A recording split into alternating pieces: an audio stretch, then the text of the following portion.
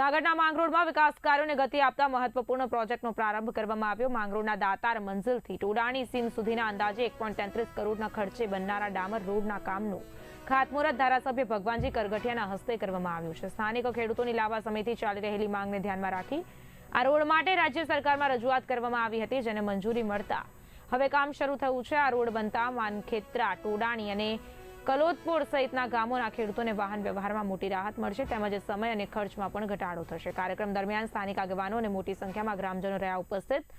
પ્રસંગે લોકો દ્વારા માંગરોળ વા, લબરકુવા, મેણેજ રોડ અને સહિતના રોડના અટકેલા કામોને તાત્કાલિક શરૂ કરવાની પણ માંગ ઉઠાવવામાં આવી હતી। ધારાસભ્યોએ આ માંગને ગંભીરતાથી લઈ સંબંધિત અધિકારીઓ સાથે ચર્ચા કરી વહેલી તકે કામ શરૂ કરવાની ખાતરી આપી હતી। પ્રોજેક્ટથી વિસ્તારમાં ઇન્ફ્રાસ્ટ્રક્ચર વિકાસને નવી દિશા મળશે તેવી આશા વ્યક્ત કરવામાં આવી।